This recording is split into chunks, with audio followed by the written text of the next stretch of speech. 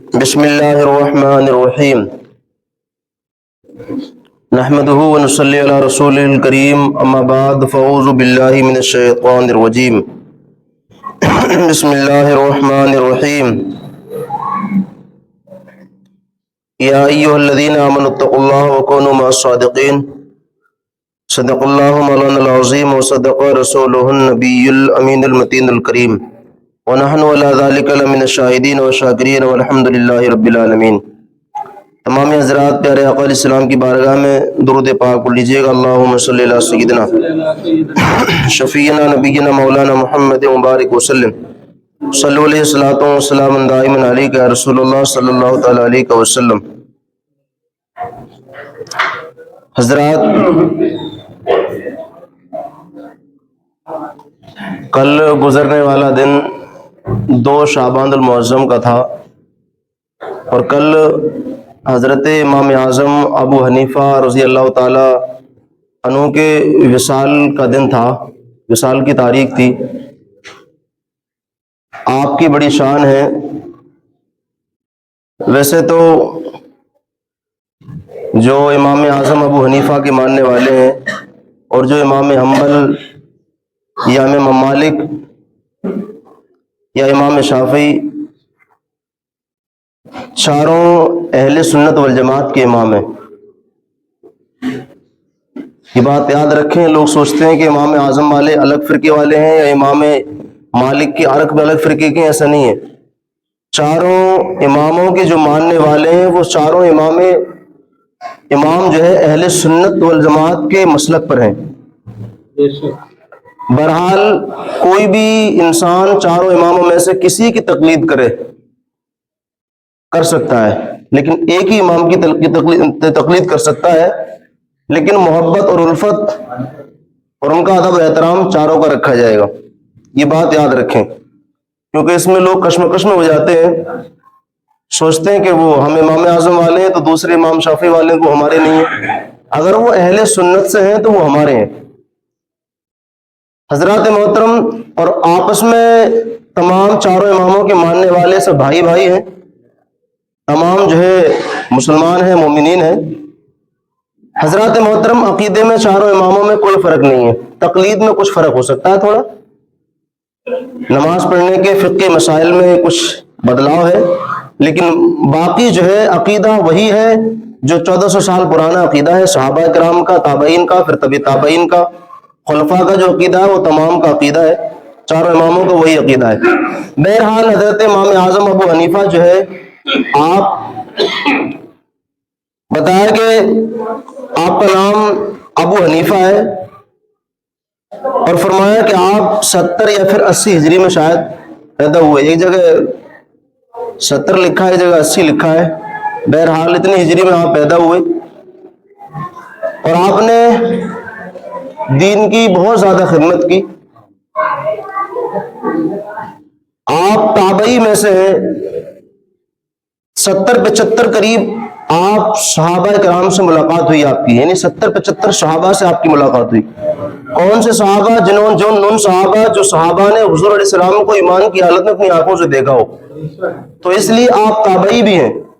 تابعی، یہ بات یاد رکھیں، مسئلہ تابعی اس کو کہتے ہیں جس نے صحابہ کو دیکھا ہو، اور تبع تابعی اس کو کہتے ہیں جس نے صحابہ کو دیکھنے والے کو دیکھا ہو، تبع تابعی، پھر اور آگے سلسلہ آتا ہے۔ بہرحال تو آپ امام اعظم تابعی میں سے ہیں، آپ کی بڑی نرالی شان ہے، اور آپ نے بے انتہا دین کی خدمت کی ہے،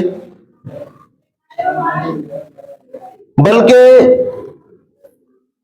حضور امام اعظم ابو حنیفہ رضی اللہ تعالی عنہ نے اپنی زندگی میں 55 حج کیے، 55 حج 55 کیے آپ نے اپنی زندگی میں، اور جب آخری بار حج کی سعادت حاصل کی تو خدام کعبہ مشرفہ نے آپ کی خواہش پر باب کعبہ کھول دیا، یعنی کعبے کا جو دروازہ ہے وہ کھول دیا گیا، آپ کے لیے اندر آنے کی اجازت دی گئی، اور آپ پھر کعبے کے اندر تشریف لے گئے، اور کعبے کے اندر جو 2 ستون ہیں، ان 2 ستونوں کے درمیان میں بیچ میں کھڑے ہو کر کے آپ نے 2 رکعت نماز ادا کی، اور نماز نماز ادا کرنے کے بعد آپ نے اللہ کی بارگاہ میں دعا کی.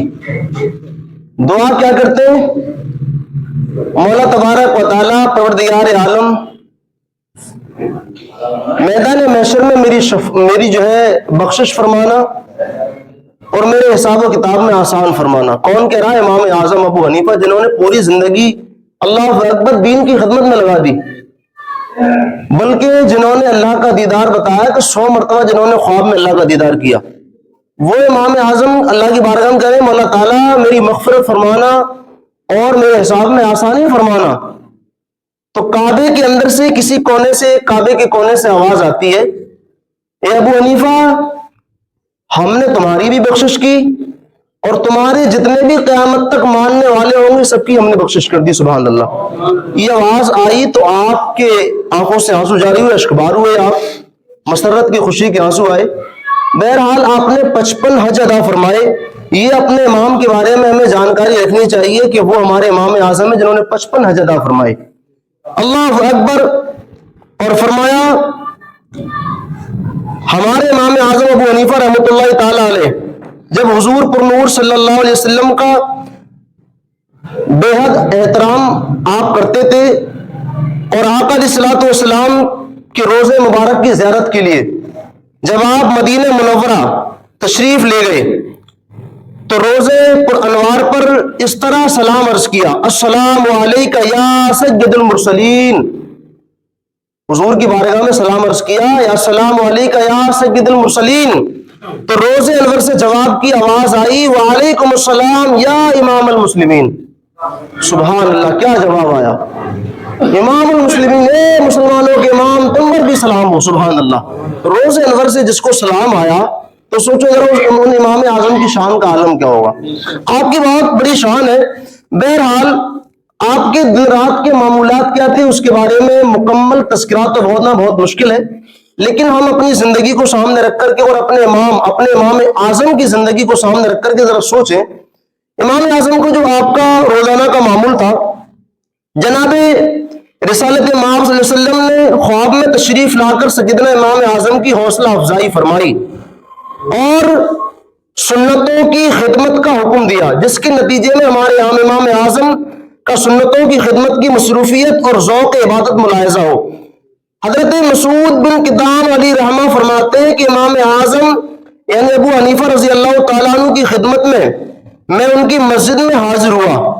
وہ فرماتے بزرگ دیکھا کہ آپ نماز فجر ادا کرنے کے بعد آپ لوگوں کو سارا دن علم دین پڑھانے میں آپ کا نکل جاتا ہے، سارا دن نکل جاتا ہے. اللہ اکبر.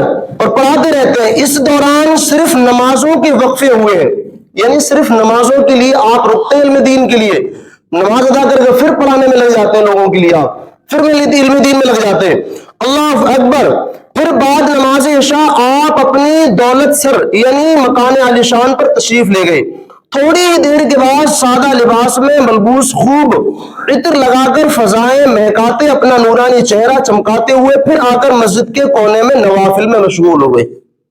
یعنی صبح کی فجر کی نماز سے بعد سے لے کر پورے دن علم دین آپ پڑھاتے رہے، صرف نمازوں کے لیے رکتے تھے بس. جب عشاء کی نماز کے بعد آپ گھر تشریف لے گئے اور گھر کچھ دیر رکنے کے بعد پھر آئے مسجد میں اور پھر نفلی عبادت میں مسجد میں لگ گئے. اللہ، یہ ذوق شوق تھا عبادت کا، یہ انداز تھا ہمارے امام اعظم کا. اور عشاء تک سلسلہ. اور پھر تیسرا دن جب میں نے دوسرے دن یہ دیکھا تو دوسرے دن بھی یہی معمول کہ شاید آج رات کو آرام کر لیں امام اعظم، دوسرے دن بھی کوئی آرام نہیں. تیسرے دن میں نے سوچا شاید آج آرام کر لیں. وہ فرماتے اللہ اکبر، میں امام اعظم کی خدمت میں فرمایا مسجد کے کونے میں پھر نوافل میں مشغول ہوئے. عشاء تک سلسلہ تدریس جاری رہا. آج رات تو ضرور آرام فرمائیں گے لیکن اس دن بھی آرام نہیں فرمایا. فرماتے میں وہی معمول رہا میرا تیسرے دن اور رات بھی اسی طرح گزر گیا. میں بے حد متاثر ہوا اور میں نے فیصلہ کر لیا کہ عمر بھر اب ان کی خدمت میں رہوں گا. وہ بزرگ کہتے ہیں کہ امام اعظم کی عبادت کا اور ان کی علم دین کی خدمت کا یہ عالم ہے تو کیوں ایسے بزرگ کو چھوڑا جائے. پوری زندگی ہم یہاں سے جاؤں گا نہیں بلکہ انہیں کی خدمت میں لگا رہوں گا. اللہ اکبر. اور پھر عمر بھر ان کی خدمت میں رہوں گا. چنانچہ میں نے ان کی مسجد ہی میں مستقل قیام اختیار کر لیا. میں نے اپنی مدت قیام میں امام اعظم کو دن میں کبھی بے روزے دار نہیں دیکھا. کتنے برستر گئے وہ برست گئے. کبھی میں نے بے روزے دار نہ دیکھا. رات کو کبھی عبادت اور نوافل سے غافل نہیں دیکھا. ظہر سے قبل آپ تھوڑا سا آرام فرماتے تھے. ظہر کی نماز سے کچھ دیر پہلے تھوڑا سا آپ آرام فرماتے تھے. حضرت سیدنا ابن ابی معاذ رحمۃ اللہ علیہ کی روایت ہے کہ مصبر کدام رحمۃ اللہ علیہ بے حد خوش نصیب تھے کہ ان کی وفات امام اعظم کی مسجد میں سجدے کی حالت میں ہوئی. سبحان اللہ. جو ان کی خدمت کے لیے لگے رہے پوری زندگی, ان کی وفات کا ہوئی امام اعظم کی مسجد میں اور نماز میں سجدے کی حالت میں. اللہ اکبر, ان کی وفات ہوئی. حضرات محترم, اور امام اعظم فرماتے ہیں کہ امام ابو یوسف فرماتے ہیں کہ امام اعظم رحمۃ اللہ علیہ رمضان میں عید الفطر کے 62 قرآن پاک ختم کرتے تھے. 62. اور ہم اگر 1-2 قرآن رمضان میں مکمل کر لیں تو پھولے پڑھتے ہیں. کبھی ہم نے 2 قرآن یا 3 قرآن کر لیے. امام اعظم 62 قرآن رمضان میں پڑھتے تھے. 62 قرآن. اور یہ ہر سال سلسلہ جاریہ قرآن وقت میں, اور ایک تراویح کے اندر سے.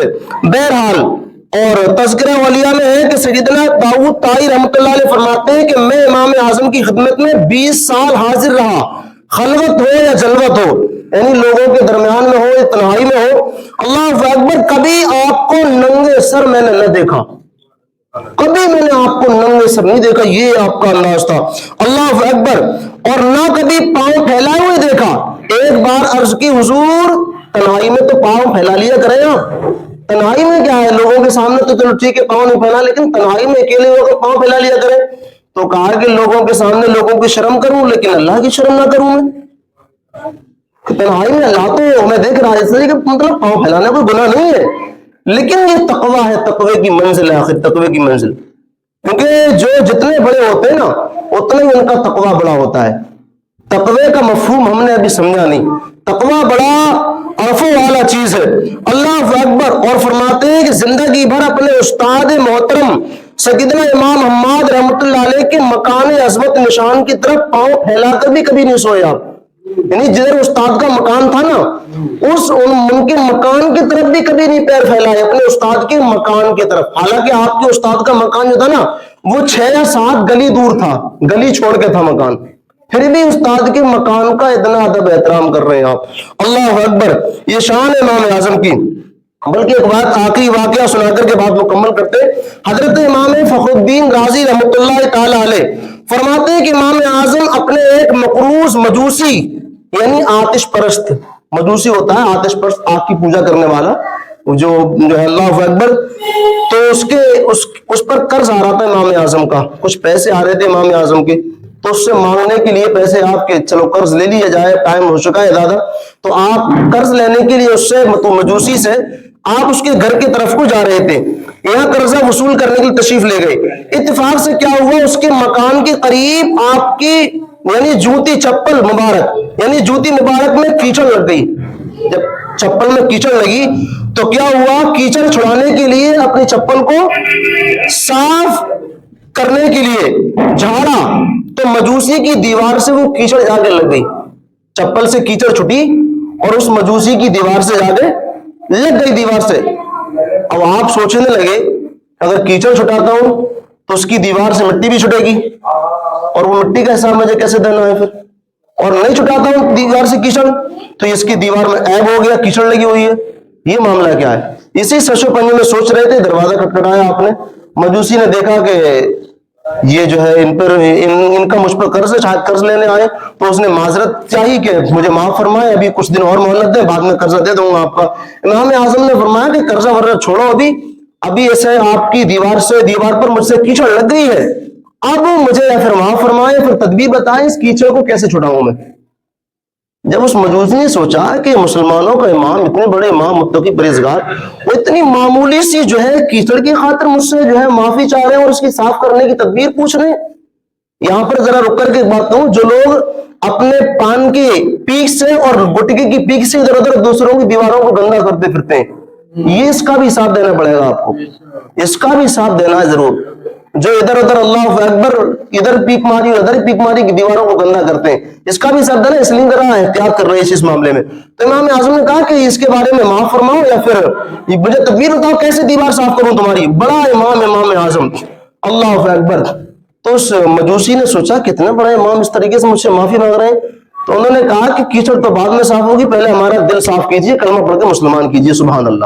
اور اس مجوسی نے کلمہ پڑھا، آپ کے ہاتھ پر مسلمان ہو گیا، سبحان اللہ۔ کیا شان ہے امام اعظم، یعنی امام کے اعظم کی جو اللہ اکبر جو سیرت تھی، ان کی جو آداب تھے، ان کے دنیا میں رہنے کا جو انداز طریقہ تھا، اللہ اکبر، وہ ایسا تھا کہ مجوسی میں مسلمان ہوتے تھے، غیر مسلم بھی ایمان لے آئے ان کی کردار کو دیکھنے کے بعد میں۔ لیکن اللہ اکبر، میرے بھائی بزرگوں دوستوں، آج نوجوانوں کو اس سے سیکھ حاصل کرنی چاہیے، ہم تمام لوگوں کو بے شمول میرے، اللہ اکبر، کہ ہمیں آقا علیہ الصلوۃ والسلام کی سیرت پر پکے طریقے سے عمل کرنا ہے، اور حضور علیہ الصلوۃ والسلام کی سیرت کو اپنے دل میں بسانا ہے، اور صرف ماننا ہی نہیں ہے بلکہ اس پر عمل کر کے بھی دکھانا ہے۔ حضرات محترم، تو ہمارے امام اعظم کی بڑی شان ہے، بہرحال بات کرنے کو بہت کچھ ہے۔ امام اعظم وہ امام اعظم ہے جن کو اللہ تبارک و تعالیٰ کے دیدار خواب میں 100 مرتبہ ہوا ہے۔ اللہ تعالیٰ ہم تمامی کو اپنے جو ہے بزرگوں سے محبت کرنے کی توفیق عطا فرمائے، اور اولیاء اللہ کے بزرگوں کو زیادہ زیادہ ذکر کرنے کی توفیق عطا فرمائے، اللہ ہمارے گناہوں کو خطاؤں کو معاف فرمائے۔ وما علینا الا السلام علیکم ورحمۃ اللہ۔